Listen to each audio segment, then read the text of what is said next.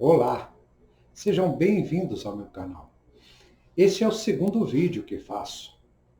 Me chamo Jean Rodrigues Silva, sou advogado há 17 anos, sendo que há 8 anos estou trabalhando no escritório Levino Alves e Filhos, onde atuo com Levino Alves da Silva e seu filho Frederico Machado Alves. Criei este canal com a finalidade de repassar aqui informações gerais sobre assuntos variados de direito. Vou trabalhar conteúdos nas áreas do direito do trabalho, direito de empresas, previdenciário e também direito de família e direito das sucessões, que são as áreas que eu atuo com mais frequência. Não tenho a pretensão de produzir vídeos para pessoas que atuam na mesma área que eu. Portanto, a ideia é criar um conteúdo que atenda às pessoas que não conhecem o direito ou que o conhecem muito pouco e que queiram retirar suas dúvidas. Neste segundo vídeo nosso, tratarei de um tema que trabalho com muita frequência. É sobre inventários e partilhas. Então vamos lá. Feitas as apresentações, vamos ao que interessa. É chegado um momento triste para a família.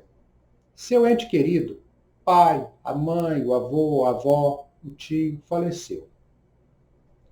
E logo começam os problemas práticos que têm que ser resolvidos, ainda que a dor da perda não tenha sequer começado a dar as pontadas mais agudas. Se o falecido deixou bens, estes devem passar pelo processo de inventário ou arrolamento. É um momento difícil e crucial para a família. E o que nós vamos fazer, o que nós vamos tratar aqui? Nós vamos primeiro tratar o que é o inventário, afinal. O inventário é um processo que permite transferir os bens do falecido para os seus herdeiros. E ele pode ser feito tanto judicialmente, através dos serviços da justiça, mediante uma decisão de um juiz, ou então através de uma escritura em um cartório de notas. E o arrolamento de bens? O que é? Normalmente, quando os herdeiros e os demais sucessores do falecido estão todos de acordo, não havendo desavenças que os impeçam de chegar a um bom termo, pode-se utilizar do arrolamento. O arrolamento permite que se faça um inventário de forma mais ágil, já que todos os interessados pedirão ao juiz que nomeie um inventariante escolhido livremente entre eles e depois apresentarão a relação de bens que será parte do inventário, bem como procederão ao recolhimento do imposto devido e levarão tudo para a homologação do juiz. Lembrando também que podem fazer esse procedimento também amigável via cartório. No caso do inventário, esse só pode ser realizado em cartório se o falecido não tiver deixado testamento e se não existir herdeiros incapazes, tais como menores, crianças pequenas, e pessoas com problema mental que tenham sido interditadas, por exemplo. O Código de Processo Civil, que é a lei que prevê os procedimentos para o inventário, ele prevê que o inventário deve ser instaurado em até 2 meses a contar da abertura da sucessão, ou seja, em até 2 meses a contar da data do falecimento da pessoa cujo inventário vai ser feito. Mas como o artigo desta lei não traz nenhuma penalidade pelo atraso, devemos levar em consideração outras leis para poder nós trabalharmos. Precisamente da legislação tributária, que prevê juros e multas pelo atraso na entrega desta declaração e também da realização do inventário. Em Minas Gerais, o Decreto Estadual 43.981, de 3 de março de 2005, dispõe que o ITCD, que é o Imposto sobre Transmissão, Causa Mortes e Doação, e que incide sobre o valor dos bens a serem inventariados, deve ser pago em até 180 dias da data da abertura da sucessão, ou seja, da data da morte da pessoa que vai ser feito o inventário.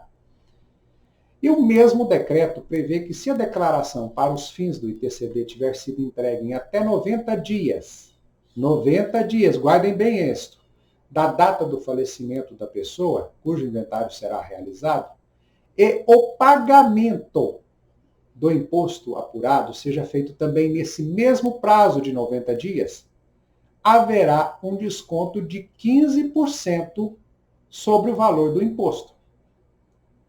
E para se recolher o imposto, normalmente serão solicitadas informações quanto ao inventário aberto. Por isso é bom que se abra o inventário, se possível, antes dos 90 dias. Logo, é bom que se abra esse inventário antes de completar esses 90 dias de falecimento do inventariado. Repito isso porque é muito importante. E não se conseguindo que pelo menos não ultrapasse os 6 meses. Pois se ultrapassar esse prazo de 6 meses, o imposto será recolhido com multa, que pode variar de 0,15% por dia de atraso até um valor fixo de 12% do valor do imposto, quando o atraso superar 60 dias da data prevista para o pagamento. E além da multa, é previsto o pagamento de juros de mora, cujo índice atualmente é o valor da Selic. E esses juros são caros, porque é um valor por dia de atraso, que pode chegar até 1% por dia, dependendo de como estiver a Selic. E quem deve abrir o inventário? Quem é a pessoa que é responsável por inaugurar essa ação ou levar ao cartório para começar este procedimento? A Lei Processual Civil diz que a abertura do inventário é incumbência da pessoa que estiver na posse e administração do espólio. Lembrando que no direito nós chamamos de espólio os bens e direitos da pessoa falecida, certo? Quando uma pessoa falece, a gente não chama mais, por exemplo, os bens do senhor José Antônio da Silva. Não. Nós vamos falar os bens do espólio de José Antônio da Silva, porque aquela pessoa deixa de existir e passa a existir apenas o que chamamos espólio. A lei coloca em primeiro lugar o cônjuge, ou o companheiro que vivia com o falecido, ou seja, o viúvo ou a viúva do finado ou da finada. Mas também podem abrir o inventário se o cônjuge ou o companheiro não abri-lo, ou até mesmo se essa pessoa não fosse casada, pode ser o caso, o herdeiro, o legatário. O que é o legatário? É uma pessoa que tenha recebido um bem doado pelo falecido. Dentre aqueles bens que ele tem, ele doou um específico para essa pessoa é um legatário. O testamenteiro, quem é? É a pessoa a quem o falecido deu a incumbência de abrir o testamento dele e cumprir as disposições deste testamento. O cessionário do herdeiro ou do legatário, ou seja, alguém que tenha adquirido os direitos que o herdeiro ou legatário tenha no inventário do falecido. O credor do herdeiro, ou seja, aquele a quem o herdeiro dever, do legatário ou do autor da herança. Ou seja, a pessoa que tem uma dívida a ser recebida por parte do herdeiro, do legatário ou do autor da herança, essa pessoa que tem essa dívida a receber, ela tem o direito de abrir o inventário. Também o Ministério Público, quando há incapazes, crianças menores, que têm a menoridade civil, no caso, e também aquelas pessoas interditadas que não podem praticar os atos da vida civil por si próprias, o Ministério Público intervém. A Fazenda Pública. Pode acontecer que o falecido deixou dívidas com o Estado, a União, o município, então a Fazenda Pública, tendo interesse, tendo dívidas a receber, ela pode abrir esse inventário. E ainda o administrador judicial da falência, do herdeiro, do legatário, do falecido, que é o autor da herança, ou do cônjuge ou companheiro do falecido. Estas são as pessoas que a lei civil prevê como pessoas habilitadas a abrir o inventário. Tanto o inventário feito na justiça como aquele feito em cartório exigem a presença de um advogado. Uma situação que sempre causa dúvida aos herdeiros e sucessores de pessoas falecidas é quanto aos custos. Normalmente, quando procuram um escritório, estão querendo saber quanto que vai ser o custo. Por isso, vamos falar um pouco também sobre estes custos. O primeiro a se levar em consideração para a realização do inventário é o do imposto, que é o Imposto de Transmissão Causa-Mortes, ou ITCD. Imposto de Transmissão Causa-Mortes e Doação.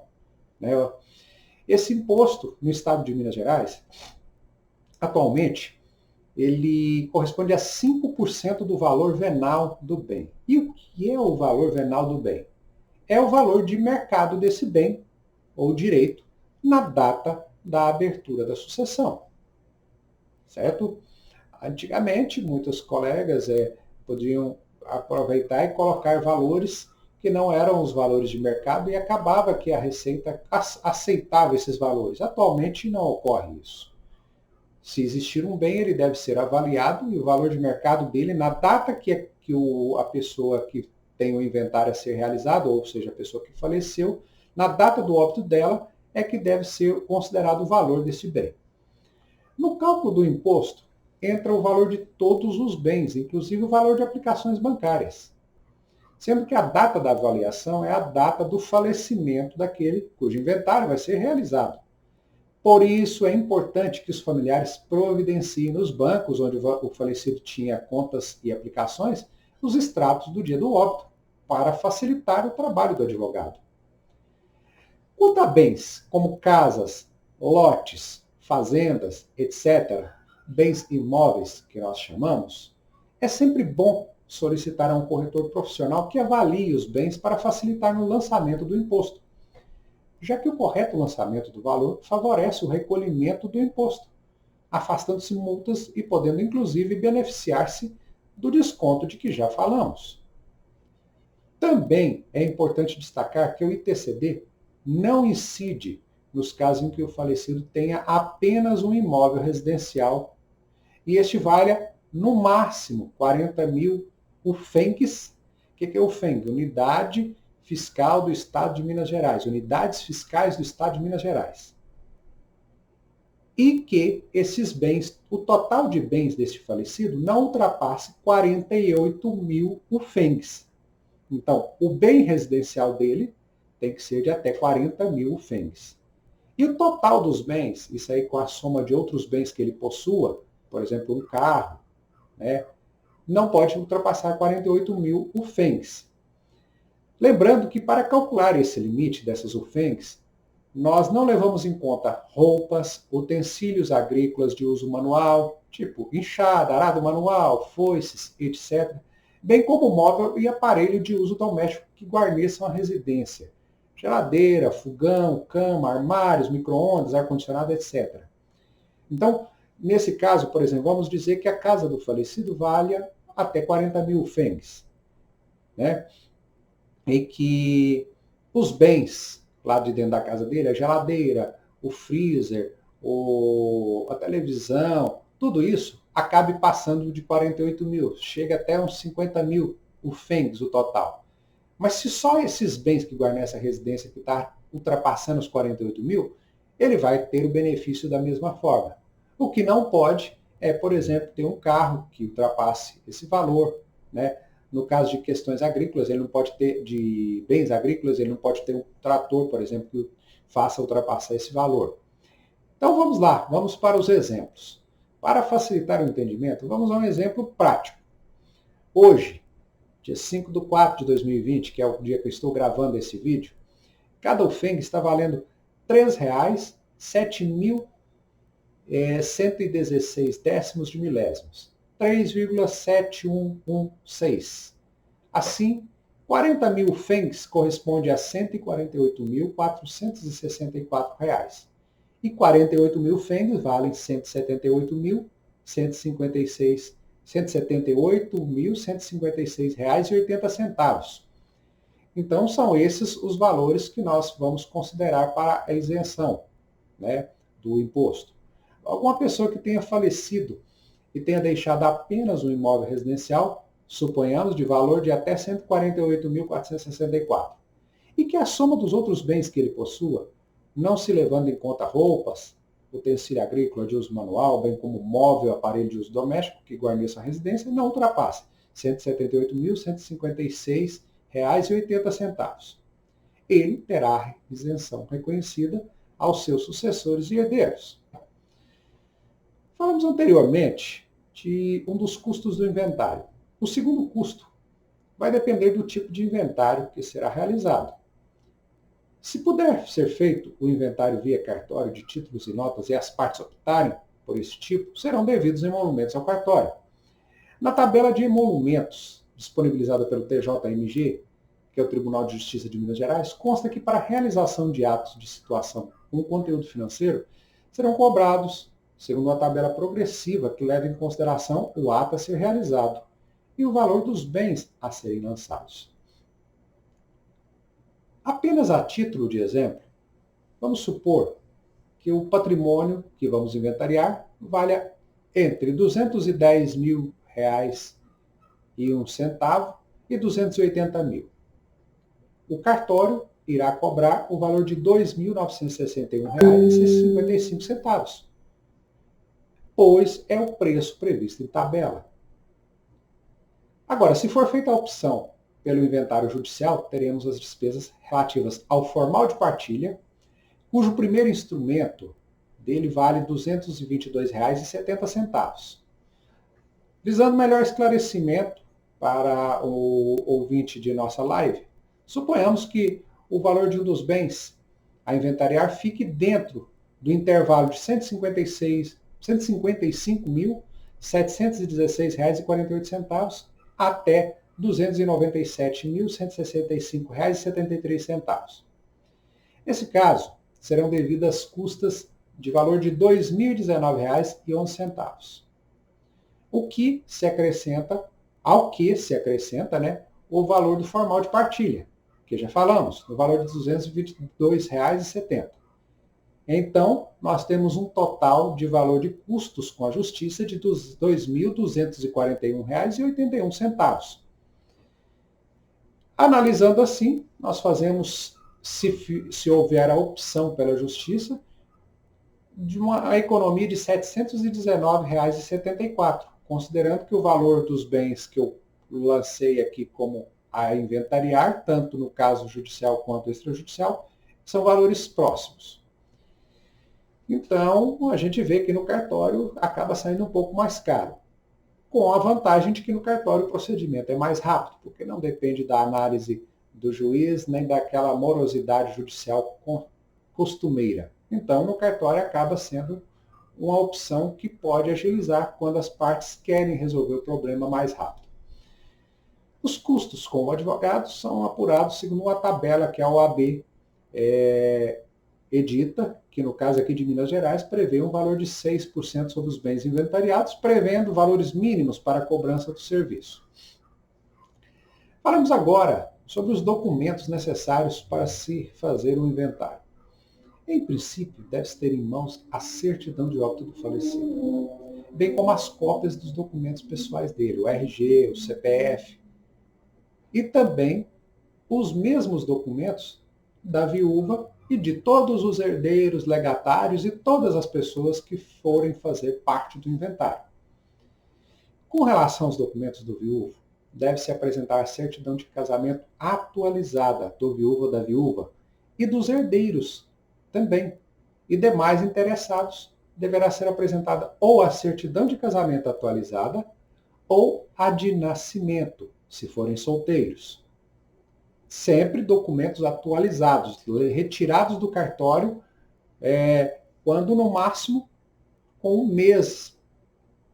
Não pode ter uma documentação antiga. Muitas vezes a gente vai fazer o inventário, nós vamos fazer o inventário, e os clientes aparecem lá com aquelas certidões antigas, toda rasgada, a certidão de nascimento, de filhos, não. Tudo tem que ser atualizado para saber se a situação do herdeiro, do interessado, está em dia, porque pode acontecer de uma pessoa ter morrido, como acontece muitas vezes, a certidão dele fica ali guardada, depois vão apresentar isso como documento de alguém que já morreu lá no processo. Não, tudo tem que ser atualizado. Com relação aos bens, se tratar de bens imóveis, deve-se apresentar as certidões atualizadas das matrículas de todos eles. Também é um caso recorrente, que muitas vezes os herdeiros chegam lá com aquelas cópias antigas de escritura, tudo amarelada. Não, isso não adianta, não é necessário, nem adianta levar isso lá para o advogado, porque isso é ultrapassado. Tem que pegar essa escritura, levar ao cartório e pedir uma certidão atualizada daquele bem. Tratando-se de imóvel rural, também deve ser apresentado a cópia do último ITR, que é o Imposto Territorial Rural Paga, e a cópia do CAR, que é o Cadastro Ambiental Rural, para facilitar, por parte da Receita Estadual, a localização daquele bem e também facilitar com isso o cálculo, né, do valor desse imposto. Se o imóvel for urbano, também deve ser apresentada uma certidão do valor venal, a ser tirada normalmente na prefeitura, e o comprovante do IPTU pago relativo ao ano do falecimento do inventariado.